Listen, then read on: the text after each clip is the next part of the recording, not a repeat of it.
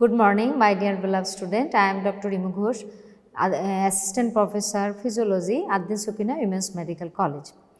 Today I will give you lecture on the definition of the respiration and mechanism of respiration. So on previous lecture I have given you the definition, that is what do you mean by respiration? Respiration means that is intake of air or oxygen to the body and removal of the carbon dioxide or air from the body. So this is the definition of the respiration.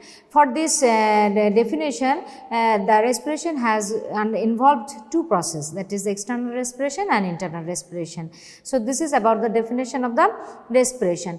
Before going to the mechanism of respiration, you have to know that what are the phases of respiration. You are taking in the air and you are remove the air from the body like this. This is the phases of respiration. So what are the phases of respiration? That is inspiration and expiration. Inspiration means involvement of the lung, and that will causes intake of air, that is like this. This is inspiration. Inspiration means intake of air. By intake of air into the lung is called inspiration, and it required almost 2 seconds for each normal breath. 2 seconds for each normal breath. It is an active process. Why it is called an active process? As because for the taking in air, we need active participation of the muscle for their contraction, and for their contraction it needed energy. So what are the muscles that are involved during normal inspiration? Normally primary respiratory muscle for inspiration is the diaphragm and the external intercostal muscle.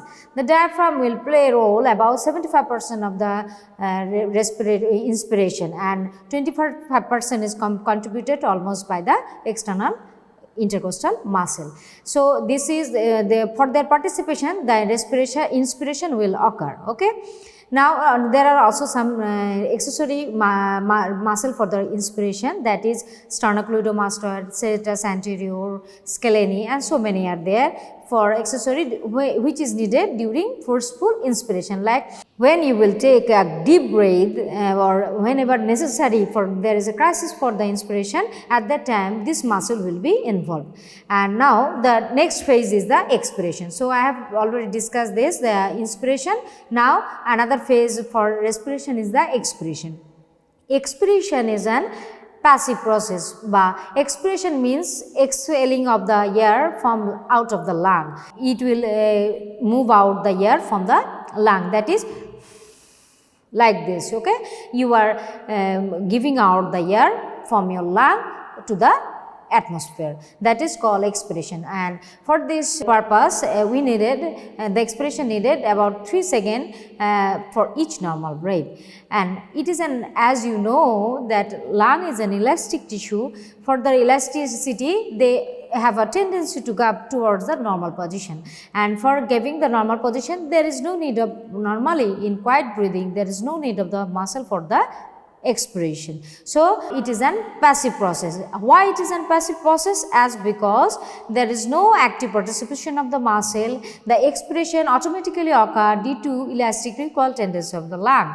Okay, and during forceful expiration, when you will deeply expel out the air like this, at that time you need some muscle. So for forceful expiration we need the muscle like rectus abdominis, internal intercostal muscle. So this is all about the phases of respiration, that is inspiration and expiration. So you have learned that how inspiration, we have now learned how this inspiration and expiration will occur. This is called the mechanism of respiration.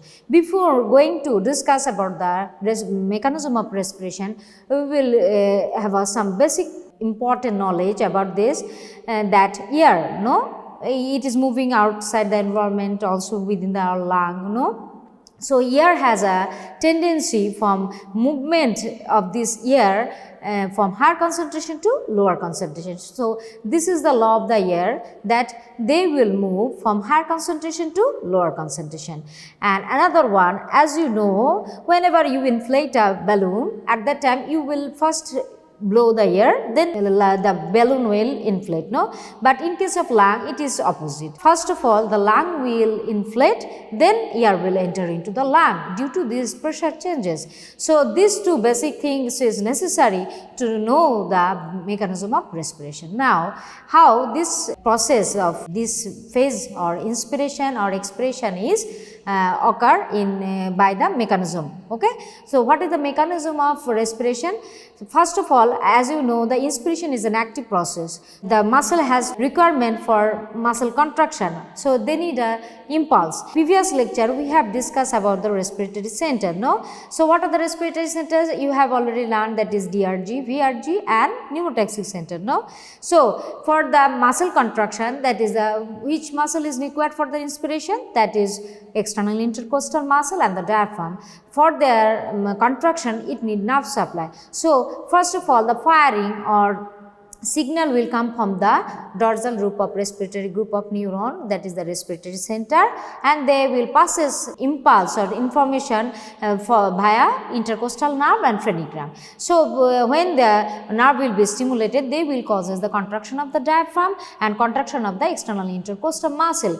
Diaphragm usually lies this. So, when the diaphragm will contract, they will move downward, and external intercostal muscle will represent as pocket hand movement. So, whenever they will contract, they will move upward and forward. So, for the muscle contraction of these two muscles, all the diameter of the thoracic cavity will increase. Like for the diaphragm contraction, the vertical diameter will increase. For the external intercostal muscle contraction, they will increase the transverse diameter and anteroposterior diameter. Okay. Now, the thoracic cage has been expanded.